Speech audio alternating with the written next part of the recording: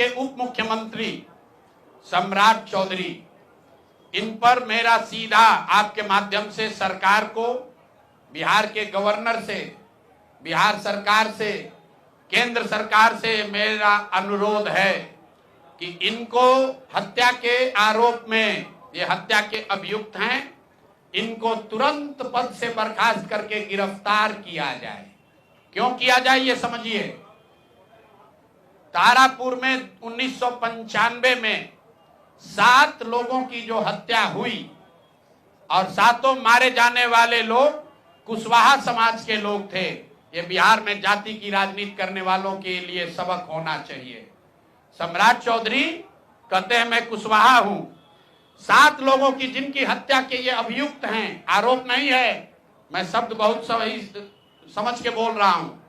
7 लोगों की हत्या के अभियुक्त राकेश कुमार उर्फ सम्राट कुमार मौर्य उर्फ Samrat Choudhary, Tarapur case number 44/1995, note कर लीजिए। 44/1995 में 7 लोगों की हत्या हुई, उसमें ये अभियुक्त हुए और जो केस है चीफ जुडिशियल मजिस्ट्रेट को 24/4/1995 को इन लोगों ने डॉक्यूमेंट सबमिट किया। बिहार विद्यालय परीक्षा समिति का एक एडमिट कार्ड सबमिट किया जिसमें बताया गया कि KNVMH ये स्कूल का नाम है जहां से ये एडमिट कार्ड इशू हुआ है। सम्राट चंद्र मौर्य, पिता का नाम Shakuni Choudhary, date of birth 1/5/81, result fail, number आया 268, कैटेगरी प्राइवेट।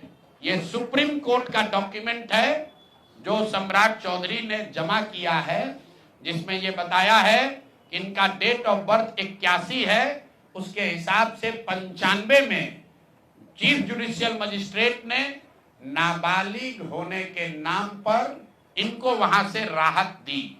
इनको जेल से निकाला गया क्योंकि ये 15 साल के थे और कानूनन 18 साल से कम उम्र के बच्चे को अभियुक्त के तौर पर जेल पर नहीं रखा जा सकता था।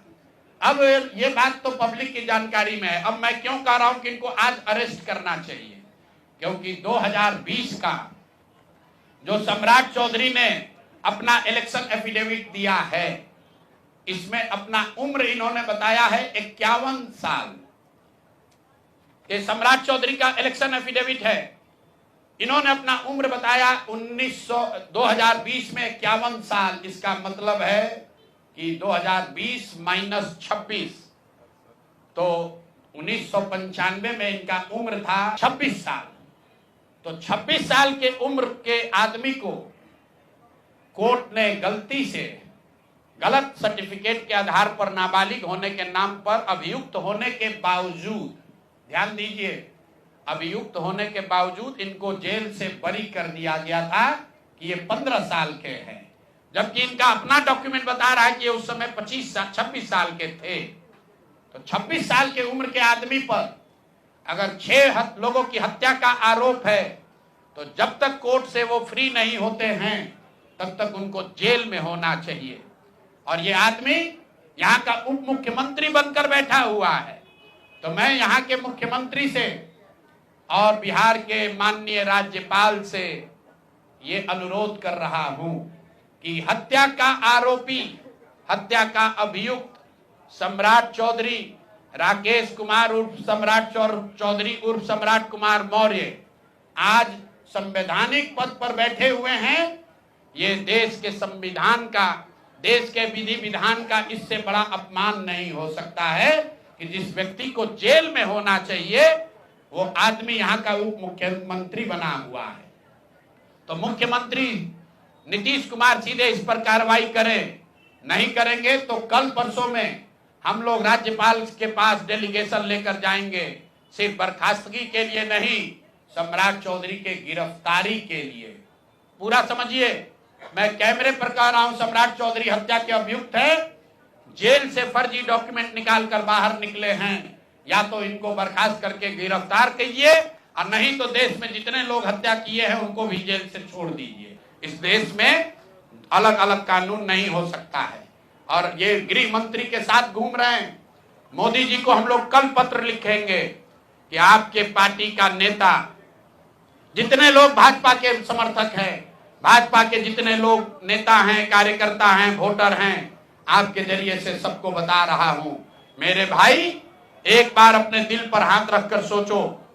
जिस व्यक्ति पर 6 लोगों की हत्या का आरोप है, जो व्यक्ति 6 लोगों की हत्या का अभियुक्त है, उसको तुम अपना नेता बनाकर बिहार का उप मुख्यमंत्री बनाए हो और तुम अपराध की बात करते हो, तुम जंगल राज की बात करते हो।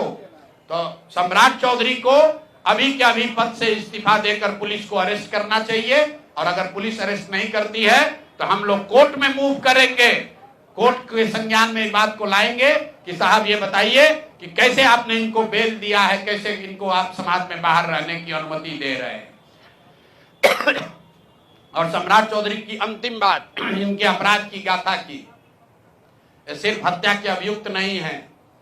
बिहार में पुरानी पत्रकारिता करने वाले लोग, आपने शिल्पी गौतम के रेप और हत्याकांड की कहानी सुनी होगी।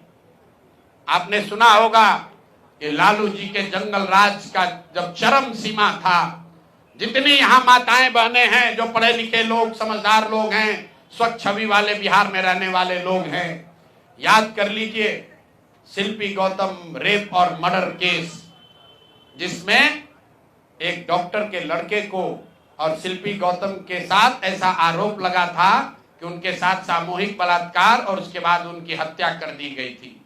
साधु यादव पर उसका आरोप लगा था, बड़ी हंगामा हुआ, सीबीआई में केस गया। मैं आपके माध्यम से आज पूछ रहा हूं कि क्या अभी के उप मुख्यमंत्री सम्राट चौधरी उर्फ राकेश कुमार उर्फ सम्राट कुमार मौर्य उस केस में संदिग्ध अभियुक्त के तौर पर नामजद थे या नहीं थे, ये प्रेस में वो बता दें, उसके बाद हम उसका डॉक्यूमेंट आपको जारी करेंगे कि इनका सीबीआई ने इनको अभियुक्त के तौर पर इनकी जांच की थी कि नहीं, उस मुकदमा में इनको नामजद संदिग्ध बनाया गया था कि नहीं। ये सीधा आपको बता रहे हैं।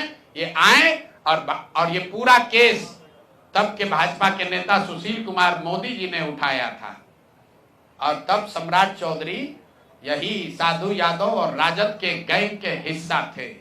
और अब वो बता दें, हम इतना ही बोल रहे हैं, अभी से भी गांधी जी ने कहा है गलती हो गई तो आकर माफी मांग लो, आकर बताइए कि उस केस में आप अभियुक्त के तौर पर आपको सीबीआई ने आपकी जांच की थी कि नहीं की थी, आपके सैंपल टेस्ट लिए गए थे कि नहीं लिए गए थे, आपके उस घटना में क्या संलिप्तता है नहीं है, ये बताइए।